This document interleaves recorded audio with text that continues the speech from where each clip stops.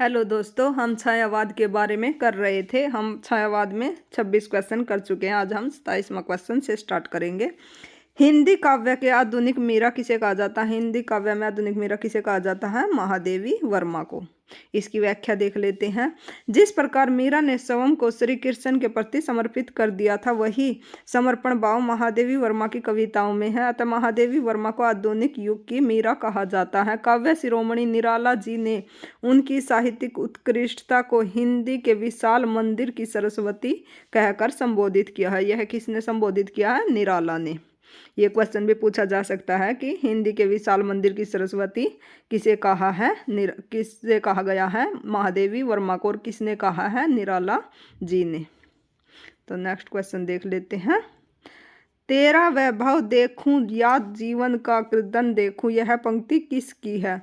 किसकी है? महादेवी वर्मा की। तेरा वैभव देखूं या जीवन का क्रदन देखूं, यह पंक्ति महादेवी वर्मा द्वारा रचित द्विधा शीर्षक कविता से ली गई है। महादेवी वर्मा ने अपनी कविता का माध्यम पूरी तरह गीत को बनाया है। किसे बनाया है? गीत को। निराला की कविता राम की शक्ति पूजा पर किस रचना का सर्वाधिक प्रभाव है? किस रचना का है? कृतिवास रामायण का। किस रचना का है? कृतिवास रामायण का। इसके बारे में हम देख लेते हैं। कृतिवास रामायण के आधार पर सूर्यकांत त्रिपाठी निराला ने राम की शक्ति पूजा मिथक काव्य रचना की है। निराला जी ने कथा में परिवर्तन तो नहीं किया है, लेकिन राम के चरित्र को आधुनिक मनुष्य के अंतर्द्वंद से जोड़ दिया है। निराला की कविताओं पर भारतीय दर्शन का गहरा प्रभाव है। राम की शक्ति पूजा लंका कांड के कथानक को लेकर लिखी एक लंबी कविता है। ये क्वेश्चन भी पूछा जा सकता है कि राम की शक्ति पूजा क्या है? यह एक लंबी कविता है। इसमें अपने सृजन के निजत्व के समीपतम पहचान का प्रतिफलन है। यह राम कथा कम निराला के रचनात्मक संशय और संघर्ष एवं आत्म बलिदान की कहानी अधिक है। निराला की कविता राम की शक्ति पूजा पर किस रचना का सर्वाधिक प्रभाव है? किस रचना का है? कृतिवास रामायण का। इसकी व्याख्या हम देख चुके हैं। कला और बूढ़ा चांद के लेखक कौन है? कला और बूढ़ा चांद के लेखक कौन है? सुमित्रानंदन पंत जी। कला और बूढ़ा चांद के लेखक सुमित्रानंदन पंत है। इनके बचपन का नाम क्या है? गोसाई दत्त। ये क्वेश्चन भी पूछा जा सकता है कि सुमित्रानंदन पंत के बचपन का नाम क्या है? क्या है? गोसाई दत्त। पंत जी की अन्य रचनाएं हैं उच्छ्वास ग्रंथि, वीणा, लोकायतन, पल्लव, गुंजन, युगांत, युगवाणी, श्रवण किरण, श्रवण दुली, उत्तरा वाणी, चिदम्बरा, पथसरह, एक भाव क्रांति, गीत हंस और शंख ध्वनि, किरण वीणा, समाधिता, ग्राम्य इत्यादि। ये क्या है? इनकी रचनाएं हैं। इसके अन्य महत्वपूर्ण फैक्ट देख लेते हैं। सुमित्रानंदन पंत की कृति लोकायतन प्रबंध काव्य है। यह क्या है? एक प्रबंध काव्य। 1960 में पंत जी को कला और बूढ़ा चांद कविता संग्रह के लिए साहित्य अकादमी पुरस्कार प्राप्त हुआ था। लोकायतन पर सोवियत और चिदम्बरा पर ज्ञानपीठ पुरस्कार प्राप्त हुआ था। सुमित्रानंदन पंत की ग्राम्य कृति का संबंध ग्रामीण परिवेश से है। पंत जी ने ग्राम्य में गांव की विविध समस्याओं का आंकलन किया है। युगवाणी में मार्क्स और गांधी के सिद्धांतों को पुस्तक से पढ़कर छंदोबद्ध किया गया है।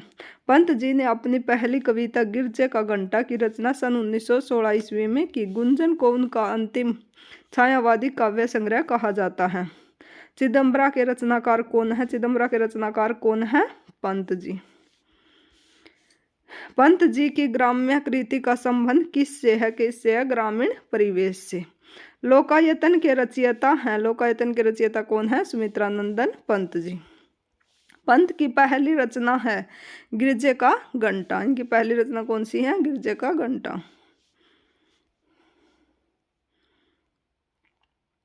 सुमित्रानंदन पंत का सर्व सुप्रसिद्ध कविता परिवर्तन उनके किस काव्य संकलन में सर्वप्रथम प्रकाशित हुई? किस में प्रकाशित हुई थी?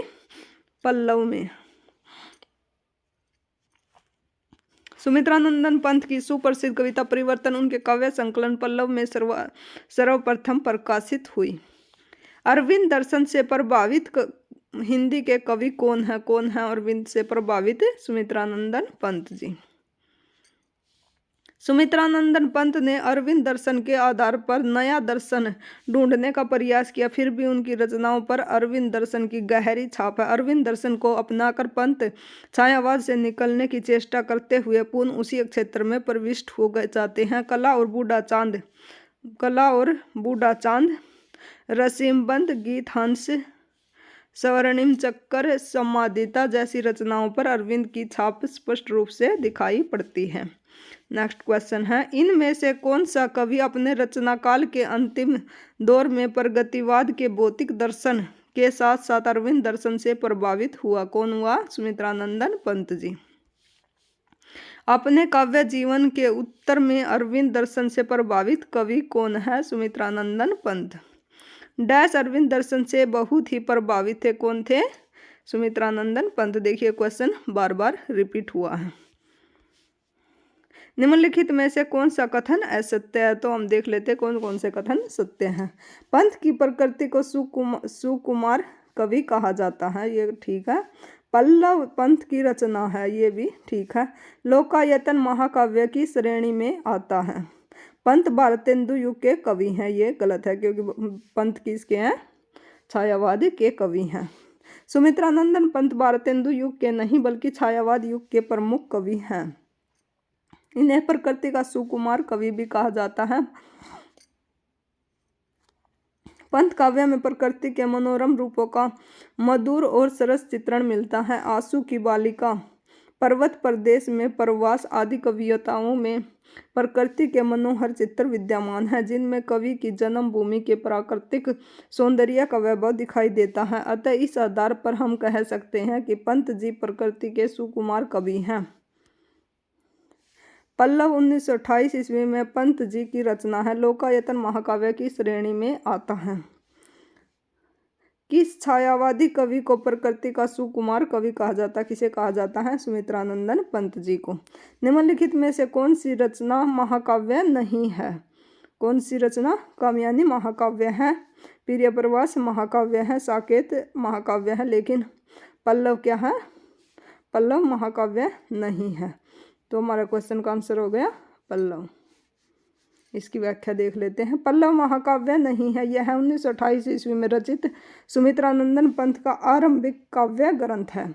कामयानी जयशंकर प्रसाद द्वारा लिखा गया। प्रिय प्रवास अयोध्या सिंह उपाध्याय हरिओद का है और साकेत मैथिली शरण गुप्त का है।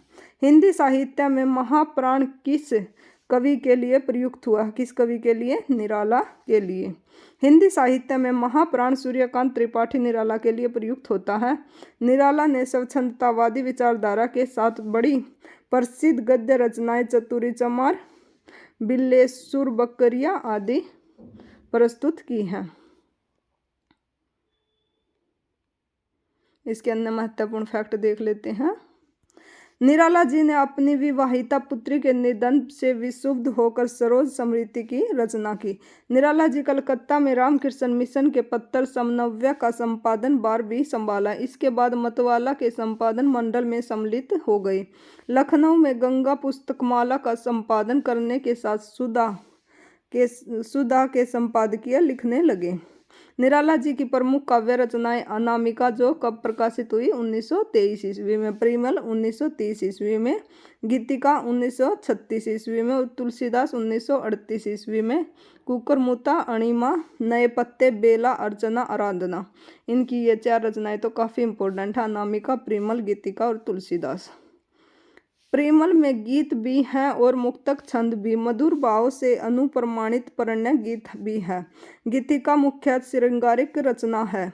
इनकी अत्यधिक समर्थ काव्य रचना राम की शक्ति पूजा और शोक गीत कौन सा इनका? सरोज स्मृति, जो इन्होंने अपनी बेटी के मृत्यु के बाद लिखा था। पंचवटी प्रसंग काव्य की रचना सूर्यकांत त्रिपाठी निराला ने की है। पंचवटी नाम की एक रचना मैथिली शरण गुप्त की भी है। देखिए क्वेश्चन में कंफ्यूजन हो सकता है, पंचवटी निराला की भी है और मैथिली शरण गुप्त की भी। पंचवटी प्रसंग काव्य के रचयिता कौन है? निराला। अनामिका काव्य किन के द्वारा रचित है? अनामिका किन के द्वारा रचित है? निराला जी के द्वारा। परिमल किस कवि की रचना है? परिमल किस कवि की रचना है? सूर्यकांत त्रिपाठी निराला की। गीतिका के रचनाकार का नाम बताइए। गीतिका के रचनाकार कौन है? निराला जी। निराला का जन्म कहाँ हुआ? निराला का जन्म कहाँ हुआ था? बंगाल में। स्वतंत्रतावादी विचारधारा के कवि निराला का जन्म 21 फरवरी 1896 ईस्वी को महिषादल राज्य मेदिनीपुर बंगाल नामक गांव में हुआ था। इनका पैतृक गृह उन्नाव जिले के गढ़कोला गांव में है। ये ज़्यादातर यही पूछा जा सकता है कि इनका जन्म कहाँ हुआ था? बंगाल में। इनके पिता का नाम क्या था? राम साहेब त्रिपाठी और पत्नी का नाम मनोहरा देवी था।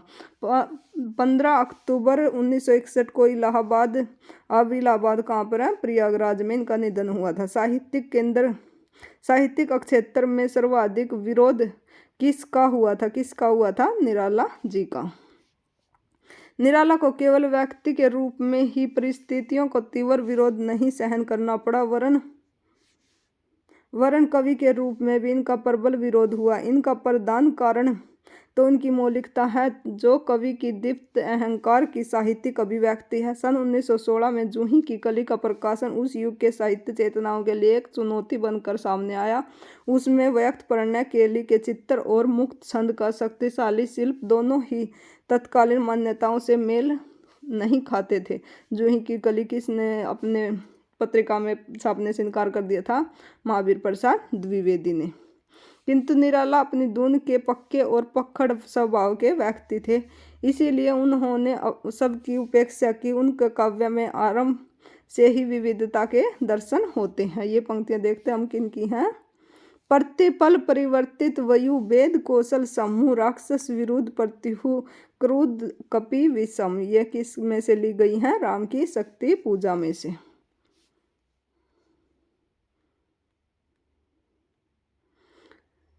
ये पंक्तियां किससे ली गई हैं? राम की शक्ति पूजा से। इसमें कवि ने राम रावण युद्ध का वर्णन करते हुए धर्म और अधर्म के शाश्वत संघर्ष का चित्रण किया है। राम धर्म के प्रतीक हैं और रावण अधर्म के। राम की शक्ति पूजा की रचना कब हुई? 1936 ईस्वी में। निराला की लंबी रचना राम की शक्ति पूजा, सरोज स्मृति और बादल राग, तुलसीदास और कुकुरमुता हैं। सबसे ज़्यादा इनमें से राम की शक्ति पूजा के बारे में पूछा जा सकता है कि एक ऐसी रचना है, एक लंबी कविता है। निराला के उपन्यास कौन कौन से हैं? अप्सरा, अलका, प्रभावती, निरुपमा, श्रृंखलता, काले कारनामे, पुराण कथा और महाभारत। निराला के निबंध संग्रह कौन कौन से हैं? प्रबंध परिचय, प्रबंध प्रतिभा, बंग भाषा का उच्चारण, प्रबंध पद्य, प्रबंध प्रतिमा, चाबुक, चयन, संघर्ष आदि इनके क्या हैं? निबंध संग्रह। निराला के अनुवाद, निराला ने कौन कौन सी रचनाओं का अनुवाद किया? आनंद मठ, विश्व विवर्ष, कृष्णकांत का विल, कपाल कुंडला, दुर्गेश नंदिनी, राजरानी, देवी चौधराइन और चंद्रशेखर रजनी, श्री रामकृष्ण वचनामृत, भारत में विवेकानंद, राजयोग। इन रचनाओं का इन्होंने क्या किया था? अनुवाद किया था। ये किसी और भाषा में लिखी गई थी और इन्होंने इनका अनुवाद किया था। निराला की निम्नलिखित कविताओं में से कौन सी लंबी कविता नहीं है? हमने अभी देखी थी इनकी लंबी कविताएं, तो हम देखते हैं कौन कौन सी इनकी लंबी कविताएं हैं। कुकुरमुता, सरोज स्मृति, राम की शक्ति पूजा, ये इनकी लंबी कविताएं हैं, लेकिन भिक्षुक इनकी लंबी कविता नहीं है। तो हमारा आंसर हो गया भिक्षुक। निराला की बादल राग कविता का संबंध है किससे है? प्रकृति के सौंदर्य से। निराला की बादल राग परिमल से अवतरित है। परिमल में यह संग्रहित है बादल राग। यह वातावरण प्रधान रचना है। कवि ने इस कविता के माध्यम से प्रकृति के कठोर रूप का चित्रण किया है। इसमें मुख्य ध्वनि, नाद और रूपक के माध्यम से युद्ध का विप्लव का रचनात्मक वातावरण तैयार किया। रचनात्मक ही उनकी अंतर्दृष्टि है। विधवा, दीन और भिक्षुक में सहने के माध्यम से जिस करुणा का सृजन किया गया है, वह बादल में गर्जन, तर्जन, विप्लव और प्रहार में बदल गई है। इसी आधार पर निराला की बादल राग कविता का संबंध प्रकृति के सौंदर्य से है। नेक्स्ट क्वेश्चन है, बादल राग के रचयिता कौन है? बादल राग के रचयिता कौन है? निराला कवि। दिक् जीवन जो पाता ही आया है विरोध, पंक्ति में किसके जीवन सत्य की अभिव्यक्ति मिलती है? किसके जीवन की? निराला जी की। सूर्यकांत त्रिपाठी निराला की। मुक्त छंद के प्रणेता हैं, मुक्त छंद के प्रणेता कौन है? निराला जी। मुक्त छंद के प्रणेता सूर्यकांत त्रिपाठी निराला है। निराला की कविता का समारंभ मुक्त वृत्त से हुआ है। जूही की कली निराला के मतानुसार 1916 ईस्वी की पहली रचना है। जूही की कली क्या है? पहली रचना। कब प्रकाशित हुई? 1916 ईस्वी में। यह मुक्त वृत्त में है। मुक्त वृत्त में छंदोबद्ध रचना के तुक, मात्रा आदि के अवरोधक तत्व निशेष हो पा जाते हैं। नेक्स्ट क्वेश्चन है, निराला की जूही की कली का उदाहरण है। क्या उदाहरण है? मुक्त छंद की रचना है। यह क्या है? मुक्त छंद की रचना। रबड़ छंद या केचुआ छंद किस कवि की कविताओं को लक्ष्य कर कहा गया है? किस कवि को कहा गया है? निराला। रबड़ छंद या केचुआ छंद सूर्यकांत त्रिपाठी निराला की कविताओं को लक्ष्य कर कहा गया है। मुक्त छंद की स्वच्छंद प्रवृत्ति का परिहास करते हुए इसे रबड़ छंद, केचुआ छंद, कंगारू छंद इत्यादि नाम दिए गए हैं। इसके अन्य महत्वपूर्ण फैक्ट देख लेते हैं। सूर्यकांत त्रिपाठी निराला और सुमित्रानंदन पंत को मुक्त छंद को हिंदी काव्य में संस्थापित करने का श्रेय है। जयशंकर प्रसाद ने कुछ कविताएं मुक्तक छंद में रची, जैसे पेशोला की प्रतिध्वनि, परंतु व्यापक रूप से वे मुक्त छंद को स्वीकार न कर सके। नेक्स्ट क्वेश्चन है, निराला की अंतिम कविता कौन सी? निराला की अंतिम कविता कौन सी है? पत्रोत्कंठित जीवन का विष बुझा हुआ। ये इनकी अंतिम रचना है। प्रिय स्वतंत्र रव अमृत मंत्र 9 पंक्ति वाली कविता का संबंध है किससे है? सूर्यकांत त्रिपाठी निराला जी से।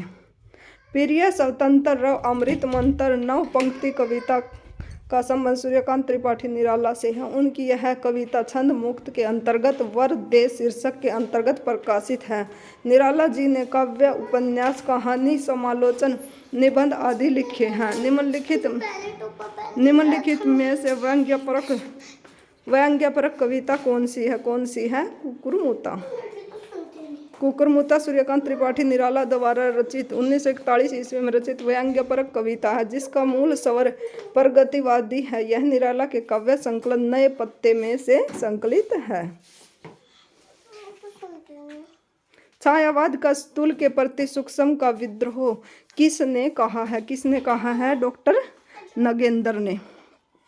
छायावाद को स्थूल के प्रति सूक्ष्म का विद्रोह डॉक्टर नगेंद्र ने कहा है। डॉक्टर नगेंद्र की प्रमुख कृतियाँ रीति काव्य की भूमिका, भारतीय काव्य शास्त्र की भूमिका, रस सिद्धांत, अरस्तु का काव्य शास्त्र, काव्य में उद्दान तत्व, काव्य बिंब और नई समीक्षा हैं।